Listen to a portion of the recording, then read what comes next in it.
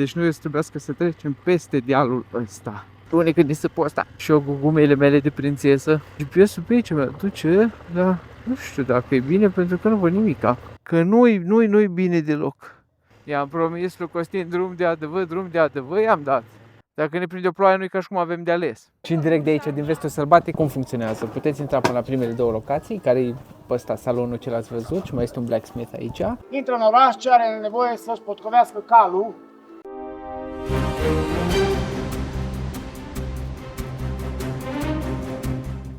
Și salutare internet și bine v-a regăsit cu bine Alex pe motor aici. Astăzi o să vă iau una din cele mai interesante ture pe care le-am făcut noi până acum sau pe care o să le facem noi până acum pe canalul ăsta, mai ales din sezonul Transilvania. Și de ce zic cele mai interesante? Poate chiar interesant nici măcar nu e un cuvânt suficient de ok încât să descriere. Pentru că în același timp o să avem și cea mai scurtă tură din sezonul ăsta Transilvania, dar și cea mai lungă, pentru că în următoarele minute vom merge împreună în celălalt capăt al lumii și nu numai ca distanță că va fi cea mai lungă, în următoarele minute vom merge împreună și înapoi în timp. Dacă nu v-ați dat seama despre ce e vorba, înseamnă că nu sunteți la curent cu chestiile noi ce au apărut în Cluj-Napoca și de înțeles că dacă nu sunteți clujeni mi se pare absolut normal, nu-i nimica. Dar nu e nicio problemă, o să mergem împreună. Acum ieșim din Cluj-Napoca, o să luăm pe un drum de adventure către destinația noastră de astăzi. Și mi-am dat seama că am uitat să pun destinația pe GPS. Da, nu e nimica. Trecem acum ea. Că știu, e efectiv începutul drumului pe unde să merg. Așa că trecem acum aia, intrăm aici în ogradă la Aușanul ăsta. Hai să vedem, trec strada sau nu trec strada? Trec, hai să lăsăm lumea să treacă strada. Să fim politicoși, că așa își face lumea părere bună despre motocicliști. Și acum să o luăm aceea în dreapta noi. Și da, cel puțin partea asta pe care o vedem acum în față, e gata asfaltul. Deci noi o să trebuiască să trecem peste dealul ăsta. Nu e chiar gata asfalt, dar e un asfalt foarte prost și vechi. Făcut de acum 150.000 de ani. Să trec și eu cu suspensia în road, că eram pe dinamic și nu e cazul. Și aș putea să ridic un pic viziera, că mă coc. Ia, stați așa. Bun. Ridicat viziera, am ochelari, mă ridic și eu în picioare și... Hai, vaya con Dios. Și măcar aici, din ce văd, este o umbră de asfalt rămasă de cine știe când, dar mai încolo ar trebui să nu avem asfalt deloc.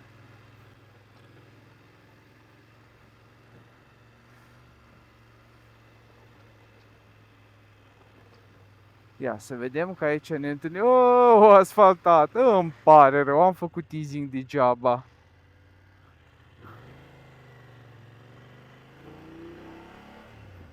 Deci partea asta, când a fost eu ultima dată, acum ceva ani, era total neasfaltată. Am crezut că așa o să fie și astăzi, că nu am auzit de lucrări prin zona asta să se fi făcut. Da, se pare că m-am înșelat și sper că nu v-am înșelat și vouă așteptările prea tare, dar eu zic să rămâneți aici cu noi. Să vedeți asfaltul ăsta foarte fain și să vedeți locația unde am de gând să vă duc astăzi, care este o locație potrivită, cel puțin din ce am văzut eu până acum pe net, o locație potrivită pentru toată familia, mai ales dacă aveți și copii și nu musai, cred că și pentru adulți pare ceva foarte interesant și deosebit. Dar oricum nu știu de ce mă chinui acum să evit să zic despre ce e vorba, că probabil ați văzut deja pe thumbnail, probabil ați văzut pe harta pe care v-am pus-o mai devreme. Pentru locația de care vă zic eu astăzi se numește Clyde Town și e investiția unui băiat din Cluj-Napoca și proiectul unui băiat din Cluj-Napoca de a face un oraș să recreeze cât mai bine un orășel din Vestul Sălbatic. Dar de aia am spus că va fi o călătorie la o distanță foarte mare și în timp, pentru că vom merge în Vestul Sălbatic astăzi în Clyde Town. Și cum ziceam la început, locația e la vreo 8 km de Cluj-Napoca, poate mai mult, poate mai puțin, nu mai știu exact ce am văzut pe GPS, că l-am pus pe Google Maps să mă uit un pic la traseu dimineață, dar nu mi-aduc aminte, dar oricum nu e foarte departe, e la îndemâna tuturor. E genul de destinații care e ok și pentru o seară liniștită din timpul săptămânii dacă aveți chef de o plimbare. Hai să tragem numai un pic pe dreapta totuși, că vreau să-mi pun GPS-ul că undeva să trebuie să facem o stânga și nu știu exact. Porni navigația, hai să intrăm și în meniu, ne arate 2,3 km tot înainte Via con Dios. Ce fain este dealurile astea, ultima dată când am fost pe aici, într-adevăr, au trecut niște ani sănătoși. Cum ziceam, era neasfaltat și am venit într-o drumăție, pentru că noi mergem în direcția Fânețelor Clujului. Dacă nu știți Fânețele Clujului, e o rezervație de asta naturală, mi se pare, nu mai știu exact cum e denumirea oficială. Uite, off-road, hehe, încă 1,9 km de ADV. Nu mai știu care e denumirea oficială, rezervație, nu știu de care, dar vă pun aici pe ecran un text care e din nou o altă destinație foarte interesantă, pe o masă de weekend cu familia, cu copiii, activități de genul ăsta. Costin a rămas un pic în urmă foarte bine, că ridicăm foarte mult praf pe aici. De ce o asfaltat numai primii câțiva kilometri aici, după Aușan Iris? N-am știut. Din nou îmi cer scuze că am făcut teasing, că facem dita mai aventura până în vestul sălbatic pe off-road. Voi ați crezut că mergem până în America, doar pe off-road. Ce bune când ni se posta. Și eu cu gumele mele de prințesă, deși țara în club nu deveni pe la țară.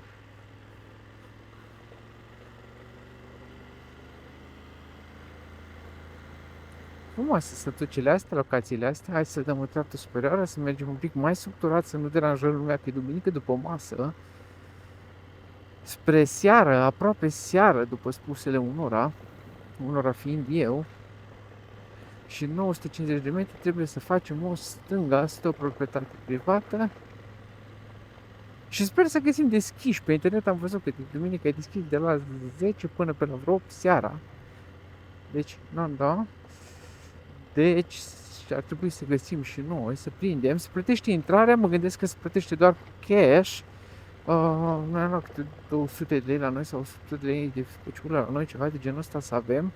Am văzut că este și un restauranțel, nu știu dacă o să-l găsim deschis, nu-i musai nevoie de el în momentul de față, pentru că Iulia tocmai a făcut gomboți, înainte să plec eu în tura de astăzi și am mâncat niște gomboți și dacă nu știți ce să ia gomboții, ăștia ce am pus acum în fața voastră sunt gomboții. Deci nu țin musai să mănânc. Da, vedem ce găsim. Primul rând, stare curios așa de toată locația ca ansamblu, să vedem ce-a făcut. Că sunt mișto chestiile astea, mai ales când sunt făcute de privați. Și zic asta că de obicei dacă sunt făcute de stat, știți cum e. Și sper să găsim ceva fain și deosebit. Nu vă imaginați că nu o să fie ca Disneyland Parisul. Ca, nu știu, ride-ul, cum se cheamă ăla de Star Wars de la Disneyland Parisul. Ce m-a băgat prin șanțul ăsta? Hai afară, așa. Nu-i cazul, dar măcar să fie ceva făcut bun gust. Sit Natura 2000, așa, nu-i rezervație naturală, e Sit Natura 2000. Aia nu mi-aduceam aminte. Dar probabil voi deja ați văzut că m-am pus pe ecran. Eu de atunci tot stau să mă gândesc oare cum naiba îi zicea, Sit Natura 2000, bună ziua!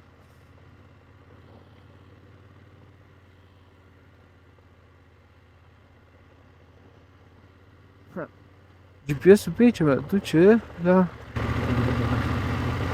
nu știu dacă e bine pentru că nu văd nimica. Adică mi-arată că am ajuns. Sau că am trecut de-a dreptul.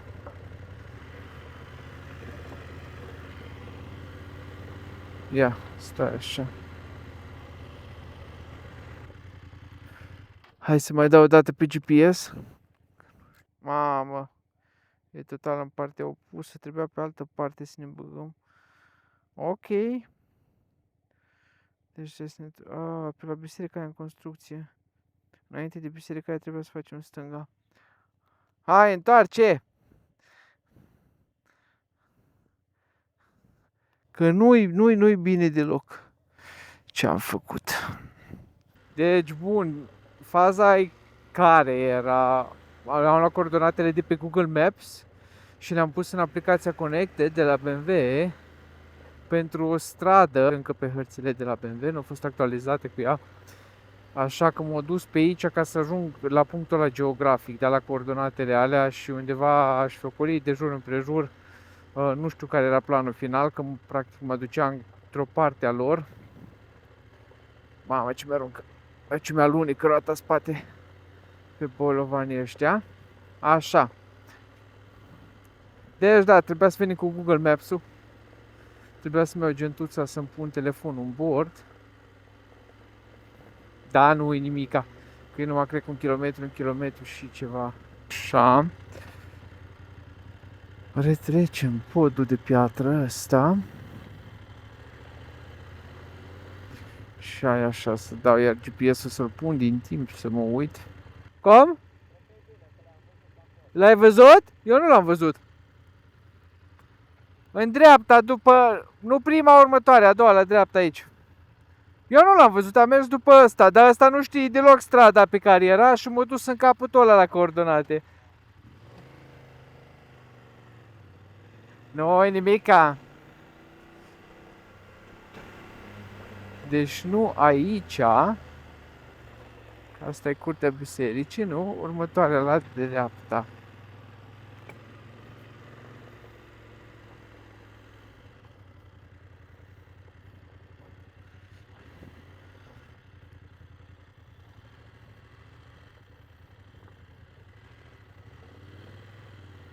Ei, pământ, nu pietriș. Pietriș, un pământ.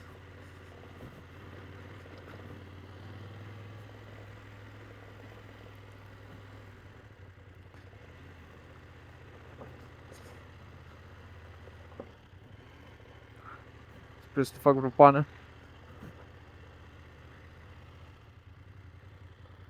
Așa, și aici, unde?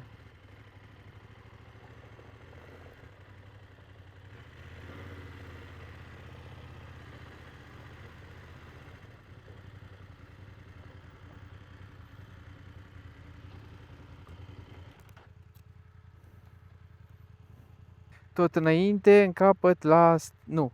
Prima la stânga și după aia prima la dreapta. Bun.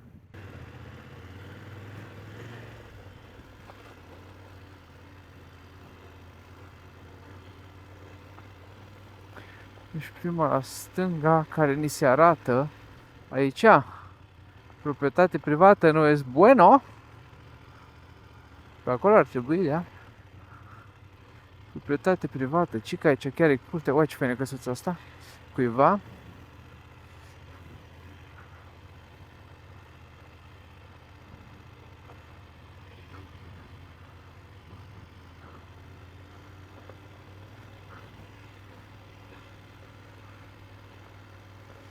Așa, pe aici.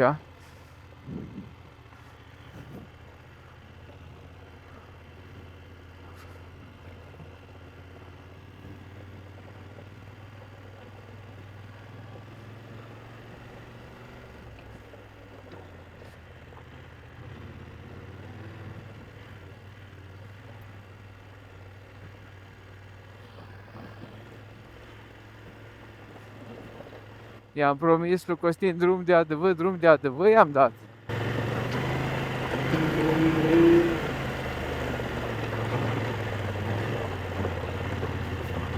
Hai.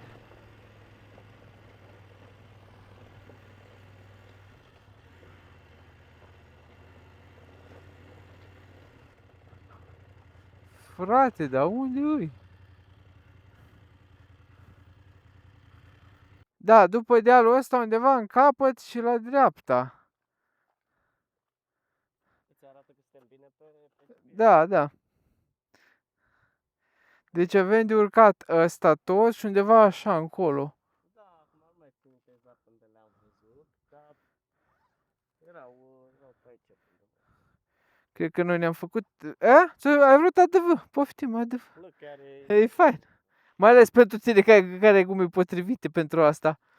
Da, probabil mai... Normal, mai decât ale mele.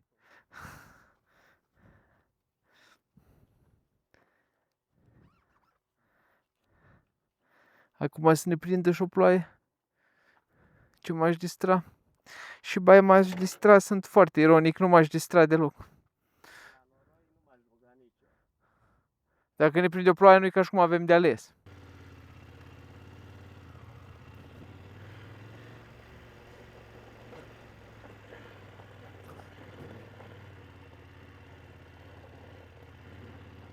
Așa. Ține trasa, Alexandru. Nu știu dacă vedeți voi și cât e de abrupt pe aici.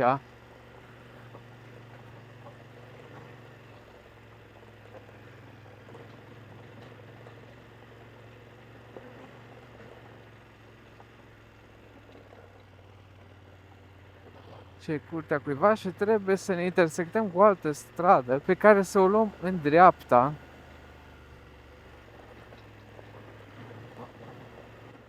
Dă-i. Nu sta.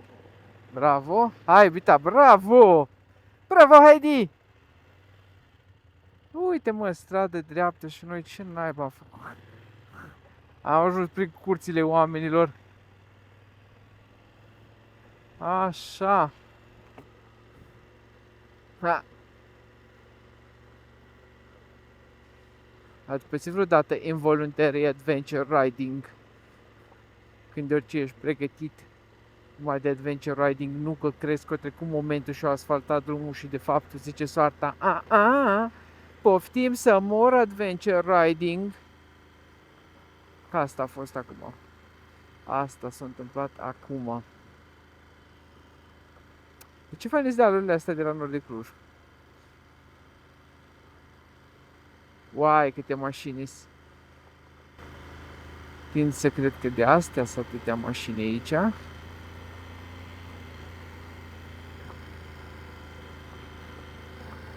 Alea ce se văd acolo sunt Fânețele Clujului. Aia e situl Natura 2000, Fânețele Clujului. Ce vă arăt exact acum în fața mea.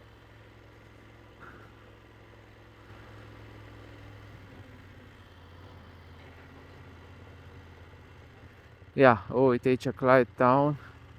Și asta cred că sunt toate mașini parcate așa.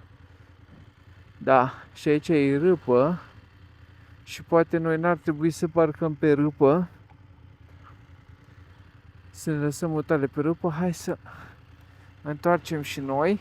Bun! Desechiparea. M-au trecut toate căldurile până aici. Ne vedem în Clyde Town. Deci vedeți indicatorul, strada pe care am venit noi, motoarele acolo. Noi ne-am băgat pe aici, prin vale, pe dealul ăla, că am fost pe sub Fânețe prima dată, calea din față sunt Fânețele. Da, e situl Natura 2000, așa se cheamă. Situl Natura 2000, Fânețele Cluj, am fost pe sub el, de pe acolo, de pe unde ne-am întors. Ne-am băgat pe după toate curțile astea, în loc să venim pe drumul ăsta tot înainte și după aia ne-am intersectat cu el. Și ajungem aici, unde o să ajungeți și voi, la Clyde Town, și hai să vedem despre ce e vorba. Ajunge și vă că și aici erau mașini parcate și da, puteam să coborăm, e semnificativ mai puțin greoi să cobor pe aici, adică trăpele pe care le-am urcat noi, paralele pe acolo. Noi am văzut mașinile parcate acolo și am crezut că nu, acolo se parchează. Da, văd că sunt mașini și aici, da, nu contează. Nu ne omoară un pic de mers pe jos, o să ne omoare la urcat și o să transpirăm, că aici e râpă, nu știu cât vedeți voi râpa, dar e râpă. Da, o să transpirăm un pic și ne-o răcări după aia. Și 2 pași mai în vale e parcare de-a dreptul. Adică nu faceți aceeași greșeală cum am făcut și noi.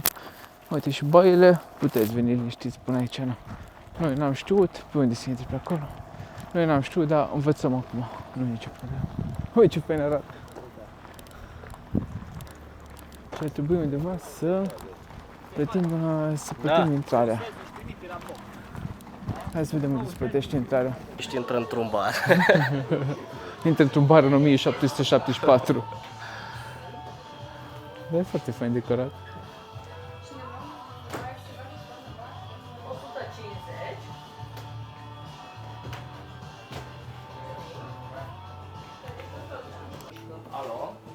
Așa au făcut ăștia de ce se pare că ai Pe care am venit la o chestie. Dacă vă întreabă cumva și nu aveți, o să trebuiască să plătiți extra. Noi aveam brățări, dar s-au Nu, cum funcționează? Puteți intra până la primele două locații, care e pe ăsta salonul ce l-ați văzut și mai este un blacksmith aici. Și de aici vă luați bilete și sunt tururi ghidate în restul orășelului. Biletul e 30 de lei de persoană și noi acum ne-am luat și un suc, stăm cu minți aici la masă și așteptăm să înceapă următorul tur ghidat peste jumătate de oră. Hai să vedem. Și în direct de aici, din Vestul Sălbatic, a doua chestie pe care vreau să o vedem înainte să intrăm la... Nu văd că s-au închis, din păcate. Dar voiam să intrăm aici la Blacksmith, că era deschis când am ajuns noi, dar cred că s-au închis pentru că s-au umplut de oameni. Nu știu dacă de aia s-au închis, zic și eu. Ia un pic. Ăsta e Blacksmith-ul și aici e intrarea în mină. Că logica și lore-ul lui Clyde zice că Clyde Town s-a format aici pentru că aici exista mina asta și orășelul s-a filmat în jurul lui. Da, ca să știți asta, am citit și eu pe net acum recent și asta e intrarea în mină. Ce deschis acum și vedem înainte de tur e Blacksmith-ul, adică fierarul? Da, fierar, cred că zice român.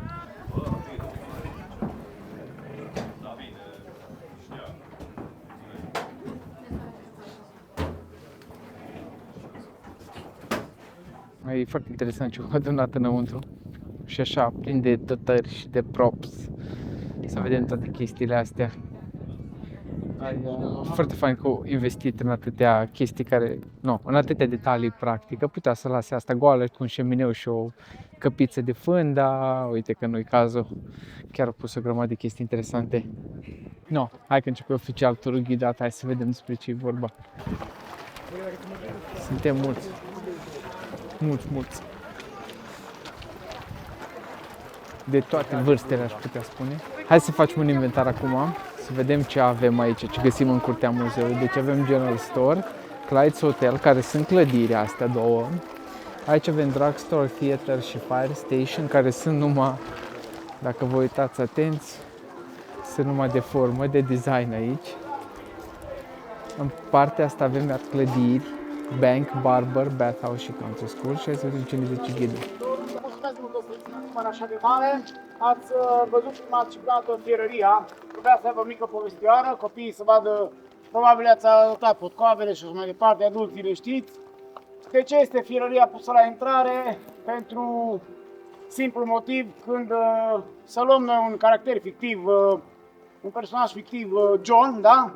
Intră în oraș, ce are nevoie să-și potcovească calul. Exact ca și cum dumneavoastră mergeți să plecați în excursie sau veniți, mergeți la schimba de cauciucuri, da? La mașinuță, da? Așa și copilașii trebuie să știe ce rol avea și nu numai aia, ci bineînțeles și orice tip de unealtă sau ce aveam noi, cuțite, topoare și așa mai departe, le făceam la fierărie, acolo la fierar, da? Bun, ca idee, la 2-3 săptămâni călare, intrând în orășelul nostru, cum v-am spus, lăsa căluțul acolo la service, în ghilimele, da? Adică la fierărie. Ce era ultima, adică prima chestie care avea nevoie omul nostru, John, să se spele la bathhouse, pentru că el, bineînțeles că aproape că își dezlipea hainele de pe el, de pe 2-3 săptămâni călare, ploaie, vânt, mizerie și așa mai departe. Dacă își permitea, dacă nu, aici unde se adupau căluții, făceau o mică așa, sau într-un pârâu. Haideți să vă arăt aici la bathhouse. În dreapta avem cada, unde se învăia cowboy-ul nostru, în stânga spăla hainele. Iar în față ce vedeți dumneavoastră acel dulăpior, care bineînțeles ascunde o chiuvetă cu două cuve, era pentru că, mă adresez iară copilașilor, apa nu era la discreție cum avem noi aici sau la chiuvetă, deci la robinet, ci plăteam pentru fiecare cantitate de apă pentru a ne igieniza. Care știți ce reprezintă cele două acadele de la barbershop, pentru că peste tot apare acum mai nou în țară. Știți că fiecare barbershop are acest indiciu, da? Adică acel semn de barber. Știți oare ce reprezintă cele două semne? Vă spun eu să nu vă mai țin în tensiune. În perioada respectivă, mai ales în perioada în care ne adresăm noi, până prin 1910 erau împreună barbers and surgeons. Deci erau și chirurgii și dentiștii în aceeași în același atelier, ca să-i spun, de barbering și surgeons. O să vă arăt înăuntru să vedeți. Iar cele două ce reprezentau erau bandajele de sânge puse la uscat după ce erau refolosite, spălate și refolosite. Că era o extracție dentară sau un glonț din umăr, da? Noi făceam cam același lucru în același șoc. Și de aceea avem cele două academii. În stânga barbarului o să vedeți elementele de chirurgie dentist și în dreapta de barbering. Deci chestia cu barbarul și dentist chirurg e o chestie nouă și pentru mine și sunt foarte impresionat că am învățat ceva astăzi, nu mă așteptam. Din căsuțele toate din lemn, ce se întâmpla frecvent erau incendiile și atunci ca și comunitate s-au gândit să pună la bază o structură, adică să avem vreo 5-10 bărbați de care noi putem să beneficiem orice oră din timp și din noapte să stingă incendiile. De ce? Că majoritatea erau beți, da? Și celelalte căsuțe, pe când să vină să ne ajute, erau mai beți decât cei care erau săracii victimele, da? Și atunci avem nevoie de fire station. Deci, dragii mei, ce aș vrea să fac acum ca să nu încurc business-ul oamenilor? Eu v-am pus până acum numai câteva secvențe prin tur, să vedeți cum funcționează practic turul ăsta ghidat, să vedeți ce găsiți aici și ce povești veți asculta și ce chestii veți învăța din turul ăsta ghidat, din muzeul acesta. Dar nu vreau să stric business-ul oamenilor și să pun întreg speech-ul și programul și turul prin muzeu aici pe YouTube. Azi vă rog să veniți voi pentru 30 de persoane chiar în capăt de lume și vă garantez că merită. Dar de aia vă las doar cu câteva frânturi din toată povestirea ce se întâmplă aici. Hai, ne oprim și ne vedem imediat pe motor. Ce? Ha!